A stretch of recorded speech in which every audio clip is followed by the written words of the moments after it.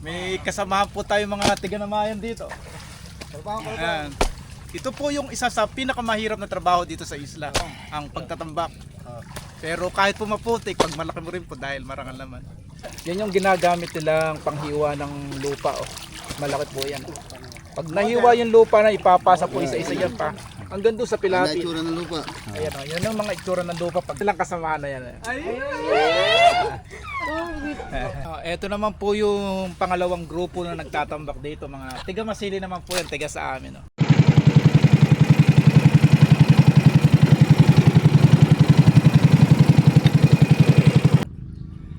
Naarito na tayo dun sa kubo kung saan mga marami ang nagtatambak dito na sagawin natin. Pupuntahan natin sila at ipakikita namin sa inyo kung paano magtambak ng mga pilapil dito sa palaisdaan. Ayan, nakakahon tayo dito ngayon. Naarito na tayo sa kubo kung saan may mga nagtatambak na taga sa amin. Yung caretaker dito taga sa amin lang din si Carnel. Tingnan nyo, meron pa silang gripo dito.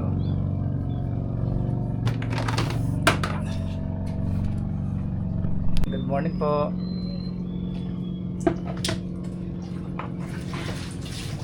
Ano, meron pa silang sponsor rito. Ano ba, Lolo Per? Kumusta na? Paiwan nga. Pupuntahan natin yung mga nagtatamba. Kasama natin si Lolo Per. Ayan. Tiga saan ka ba dati? Tiga saan ka ba? Pupuntahan natin ngayon doon sa kabila yung mga tiga-namayan na nagtatambak dito. Magkakasamahan sila pero magkaibang grupo yung mga tiga-namayan taga yung tiga Masili. Pupuntahan natin sila ngayon doon. Tara po. Eto na tayo sa kanila oh. Medyo marami sila doon oh kumpara doon sa kabila oh. Tsaka parang masisipag sila conforme doon sa kabila oh. Mas mga nakakahaba na sila ng medyo malaki na yung nagagawa nila oh. Pupunta tayo doon. May kasamahan po tayo mga tiga-namayan dito. Ayan. Ito po yung isa sa pinakamahirap na trabaho dito sa isla, ang pagtatambak. Pero kahit po maputik, pag malaki mo rin po dahil marangal naman. Ito po yung masisipag na mga trabador ng mga tiga-namayan na manambak dito sa atin. Yang nasa taas na yan tinatawag na formador kung tawagin na. Yeah! Yan yung mga nag-aariba kung tawagin na yan. Isa yung kami ng tao. Yeah. Kaya may pabali.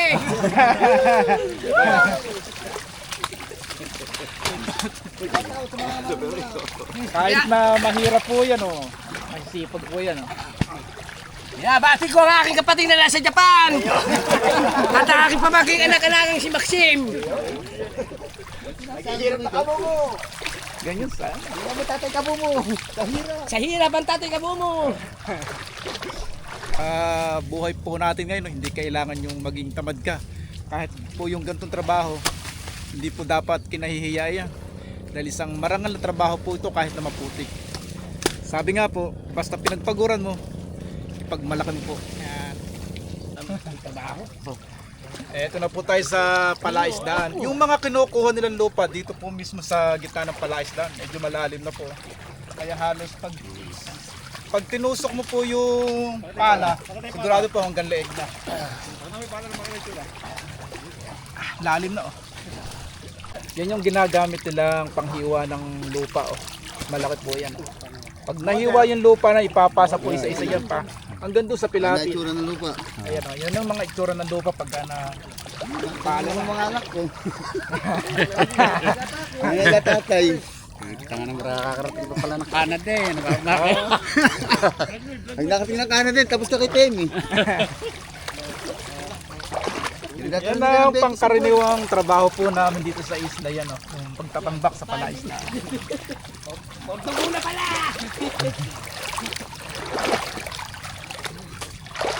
Yeah. Pagka paspasan pala hirap doon. Tingnan mo yung laki ng pinala o ng putik oh. Kakanta ko pa na kung senior.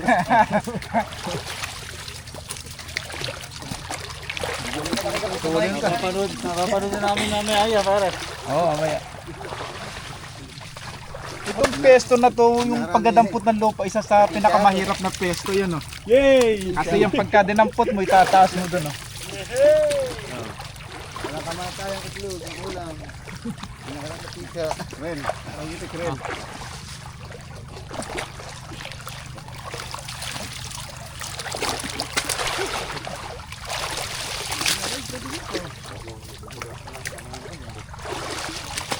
Bote, nakata niya bote. Ayun. Padugo ito. Nasa yung ulak ng bangon. Napadyakan ko. Kung lupa niya, pag di mo sinungkit, hindi ka kataw. Yun yung palahin yung putik, oh, yan. Kailangan yan gigilitin.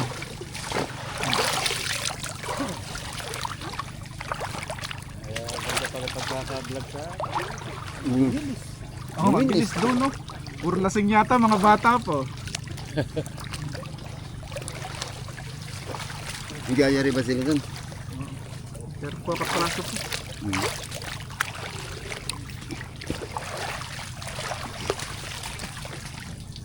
Kagandahan dito lang kayo namamala, 4, 5. 5.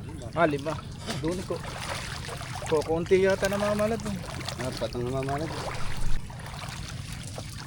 Kaya malakas po silang magpataas o magpausad ng tambak doon sa taas. 4 po yung namamala sa kanila. Saka mas matutulog po silang mamala kumpara doon sa kabila.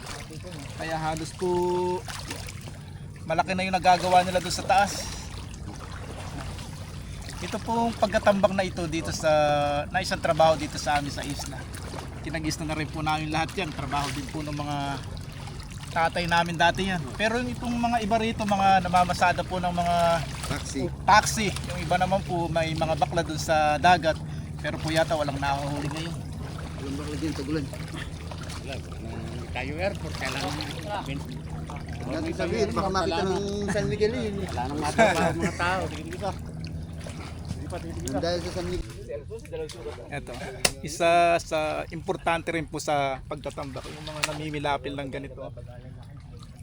Yung pamimilapil ng ganito mo, dire-diretso yan pagka hindi ka po sanay mamilapil ng ganyan, yung iba liko-liko. Masakit po sa mata pero kung titingnan na po ito maganda. Magaling po siyang mamilapil. Ito po.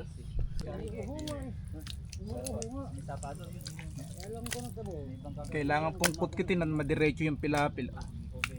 Baka kahit damuko hindi maka sampa dyan. Kasi pag hindi gaganyanin po magiging liku-liko ang pilapil. Oh. Tulad po nung gawa niya dito. Yan. Dire-diretso po yan. Oh. Miski ala pong PCE yan. Dire-diretso po yan. Oh.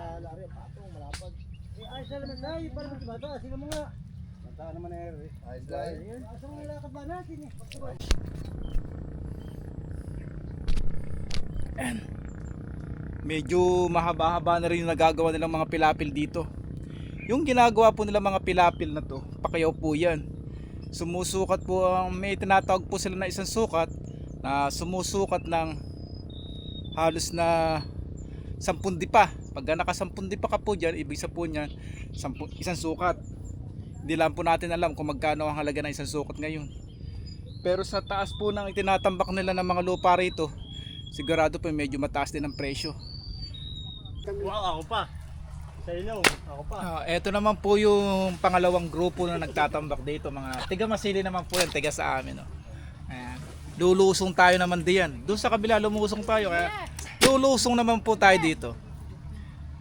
Ito naman po ang formador dito. Yan ang nagdadalaw, nagpapaganda ng pilapil yung mga formador kung tawagin.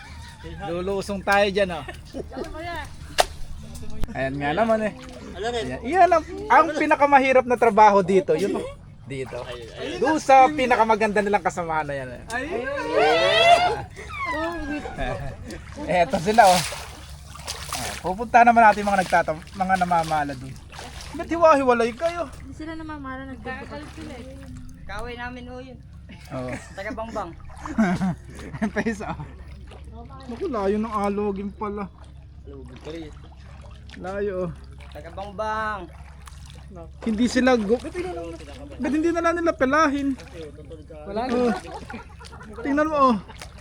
Hindi sila gumagamit ng pala, papala ngayon oh. Ayan. Pero lalim na hanggang kili-kili na oh.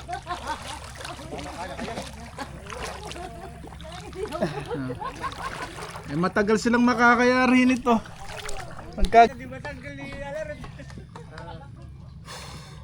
Mukhang mahihirapan po sila makapagpahaba ng pilapil dito.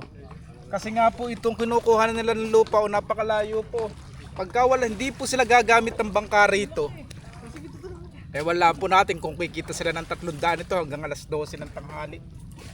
Mula po kasi dito sa kinatatayuan ko na to, doon dadalingan yung lupa at ipapatong doon sa taas. Kung wala ka pong bangkang gagamitin dito, di po natin sigurado kung kikita sila ng 300 hanggang mamayang alas 12. Oh. Tingnan mo nga po. Sa dalang po na isinasampang lupa dun sa pilapil, hindi po basta sila makakahaba ng paggawa ng pilapil niyan at mahihirapan po silang kumita niyan. Pero kung dire-diretso po yung kung dire-diretso yung sampan ng lupa, yung pagpasa ng lupa doon sa pilapil, matutuloy po sila. Pero sa forma po nitong mga nagtatambak na to, mahirapan po silang kumita niyan. After pong matambakan itong diretso na to, yun, hanggang doon, ang gagawin naman po nila dyan, magbabaon po sila ng mga kawayan dyan sa gilid. Pag naibaw na po nila kuya yung mga kawayan dyan, lalagyan naman po ng lambat yan tsaka lupa. Halos po siguro uubo sila dyan ng libo-libong kawayan para hanggang doon sa malaot po, hanggang dulo. Sigurado libo-libong kawayan po ang magagamit dito. Pero pagkayari naman po noon, sigurado po itong palaisda na to ay matibay. At kahit naman po bumagyo, sigurado po hindi po titibag itong palaisda na to. Dito marami na rin po silang mga naibaon dito na kawayan. Ayan o. Ito na yung mga nabaon nilang mga kawayan dyan o. At sa susunod po ng mga araw, lalagyan po nila yan ng lambat. At pagtaas ng lambat, lupa naman po. Sa buhay po natin ngayon, hindi kailangan yung maging tamad ka. Kahit po yung ganitong trabaho, hindi po dapat kinahihiya yan. Dahil isang marangal na trabaho po ito kahit na maputik. Sabi nga po, basta pinagpaguran mo, ipagmalaki mo po. Yan. Sa lahat po ng mga kasamahan namin dito na tiga barangay pa Namayan, maraming po salamat at God bless po sa inyo lahat.